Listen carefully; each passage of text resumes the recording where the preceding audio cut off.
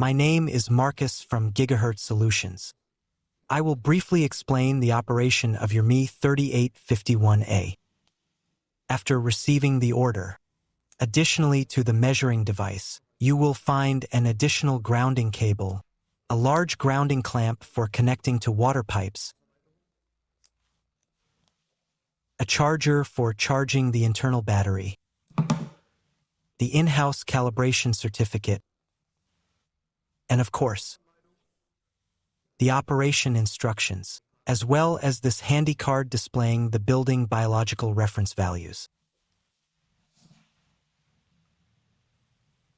On the front of the ME3851A, you can see the display with the battery check button above. Here you see the switch for frequency selection of the internal filter. On the right side, you will find the power switch, the signal choice switch, and the grounding socket right above.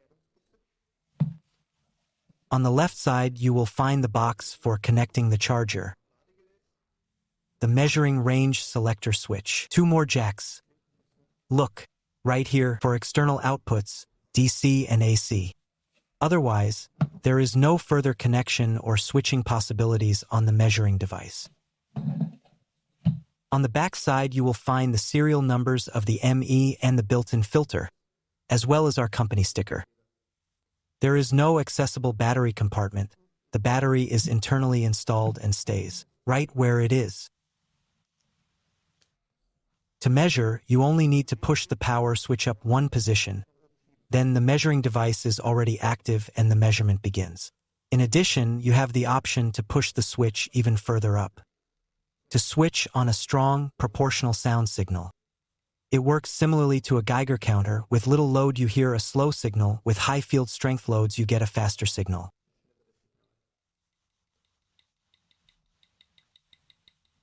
The signal selection happens here on top at this switch. It is currently in the lowest position at M for magnetic field, which is symbolized here below in the display with the bar in position M.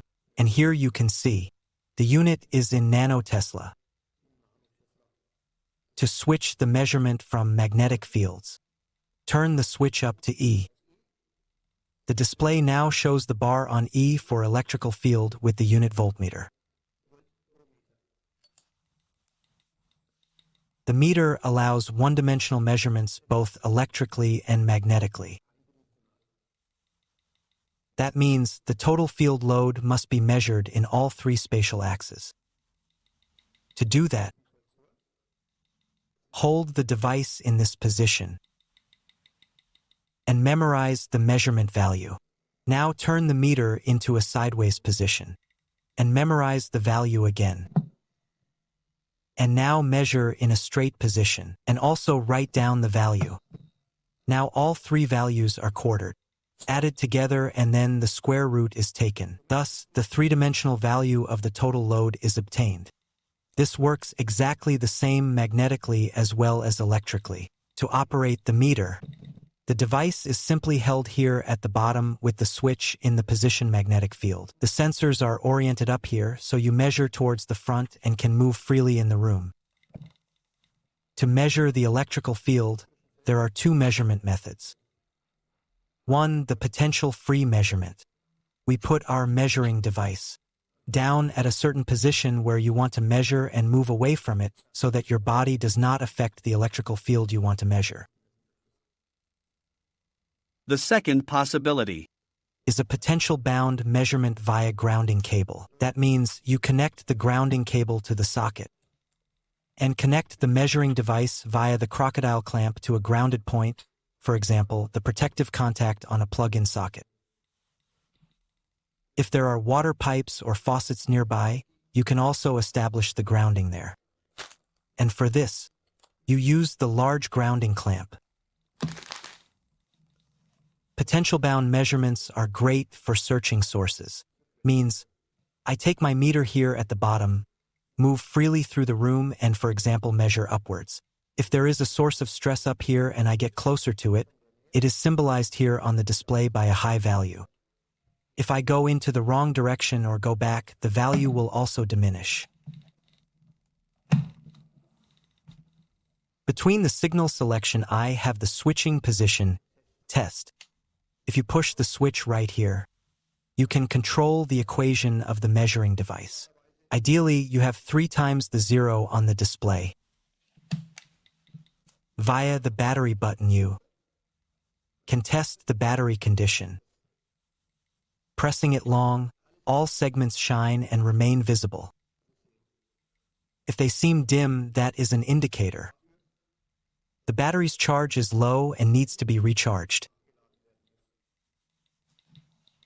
To charge the battery, you just need to connect the charger up here. Turn the meter off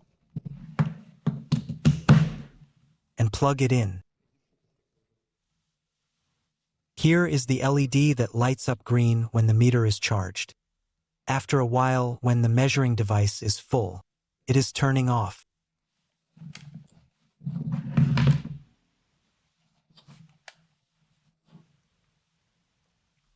The measurement range selector can be used to define the measurement range more precisely. The upper position offers a measurement range up to 199.9, either nanotesla or volt per meter, regarding your signal choice. When I expand the measurement range, down I get to 1999 depending on signal selection, nanotesla or volt per meter. For the DC and AC jack boxes, external signals are available here which can be displayed, for example, for the AC output on an oscilloscope.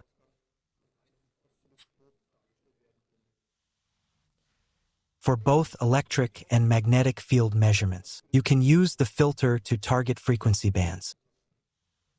You can get the full range from 5 Hz to 100 kHz. A position further down, the display will show only what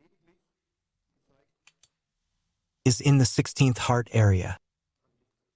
For example, rail power. Everything else is shut out and no longer appears on the display. If you want to exclude the railway power systems, you continue to switch one position down and have a measurement range from 50 Hz to 100 kHz. Any load caused by rail current will no longer be displayed.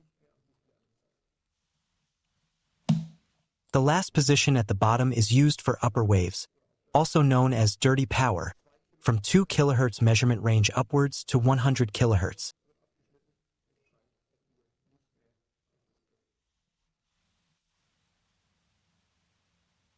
I hope the video helped you to measure safely and correctly with IUR ME3851A in the future.